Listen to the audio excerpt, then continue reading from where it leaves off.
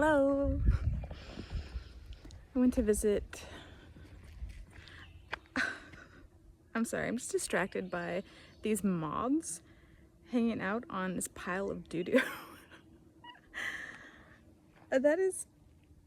Oh, and they're the most beautiful moths. What the heck?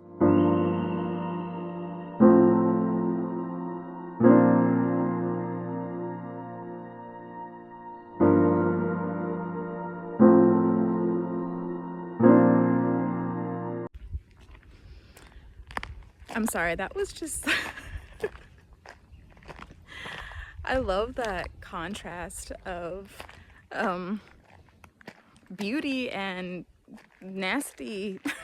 Like, I just feel like this is the perfect representation of life right there. You know, it's always that. There's always gonna be shit and beautiful, magical happening at the same time, and sometimes even, and maybe even always, needing each other. That was was interesting. What I started this video to talk about, though, was it kind of ties into that, I guess, but just talking about perspective and how we choose to view life and how we choose to live our lives. I remember making the choice when I was a teenager. I had a pretty intense awakening, and experienced synchronicities for the first time. It was really overwhelming, though, and I had zero guidance aside from the random books that my mom would, for some reason, bring home from yard sales and thrift stores, and they happened to be spiritual guidebooks, kind of, you know, classic ones like the Celestine Prophecy and the Way of the Peaceful Warrior. I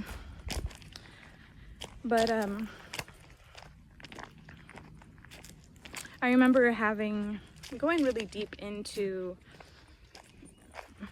my inner world, expanding out, seeing the connection, feeling the connection of everything, realizing that the system we live in is fake. Realizing that all of it's fake. And it actually made me panic. It actually was really terrifying. And I started feeling like, what else was I being lied to about, you know? I started feeling like life itself was fake. It got really dark for me, actually. And with no one really around to talk to about it, I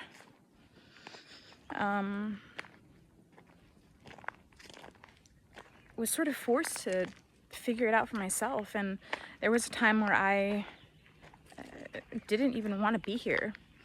I was ready to just check out and was looking for ways to leave this material reality because it didn't feel good to me. And after I was in that state of mind for maybe 3 to 6 months, in that range, and when I did come back to grounding myself back into this realm fully,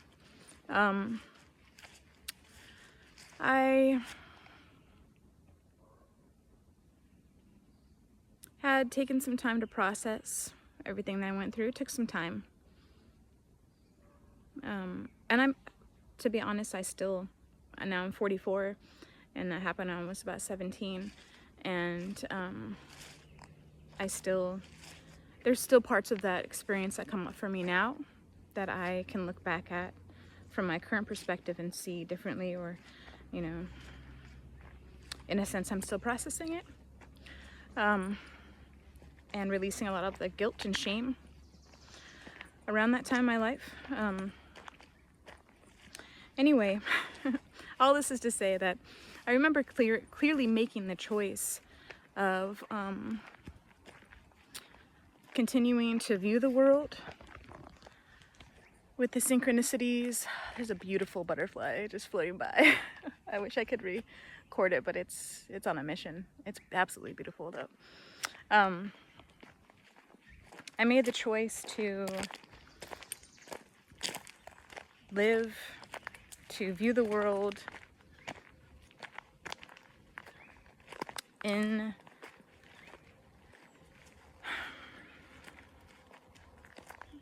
a playful way, in a magical way, in a to see the beauty, to see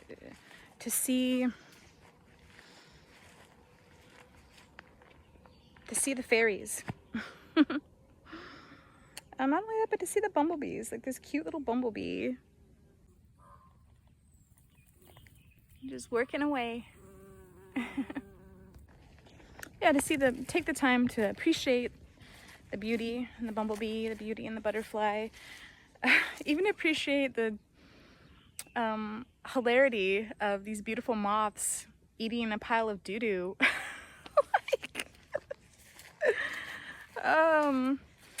But I was sitting with this tree, and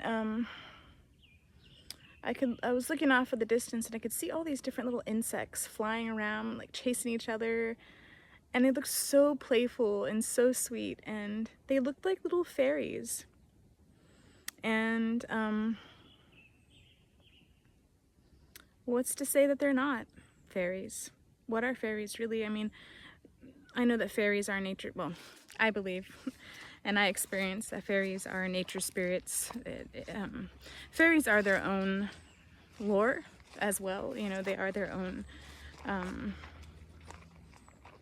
they have their own specific world, but I think they overlap with nature spirits in general. I work with nature spirits. The mysterious others are the nature spirits that I work with. Oh my gosh, look at this little cutie. It's summertime. There's some amanita popping up right now. Oh my gosh. Look at this sweet little baby. Hi. Hi there, cutie. Oh my gosh. And there's another one right over here. Oh my gosh. Hi, baby. Oh, wow. It's summertime, guys. So, if you don't know, normally these babies don't pop up until autumn. Like, not until, like, from what I've experienced, October. It's July right now, and this makes me so happy. And it's funny because I'm talking about the mysterious others, and the amanita are a spirit that I work with really closely, and that was just a really beautiful surprise. So yes, there's another one. Oh my gosh, it's so tiny. Look how tiny this one is. I wish I could have. So this is a little hemlock pine cone. Oh my god, I've never seen one this tiny. Oh, what? What? Hi, little teeny tiny baby. Oh, wow. This.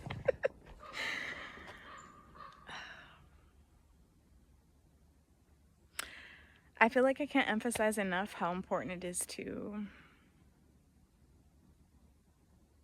nourish yourself, nurture yourself, nurture and nourish yourself by being out in nature.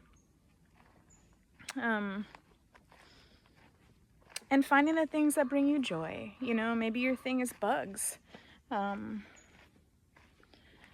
older son, for example, loves the bugs, the beetles, and I mean, I get excited when I see them as well, but he's next level with it.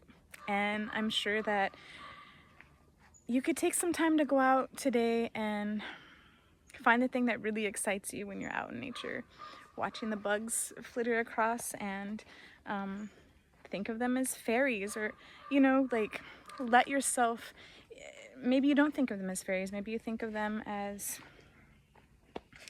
I don't know, aliens or something, whatever. Just, you know, recognize that they are their own spirits, and they are their own intelligence, and they are beautiful, magical, and playful, and sweet, and take some time to observe them and the personalities they have.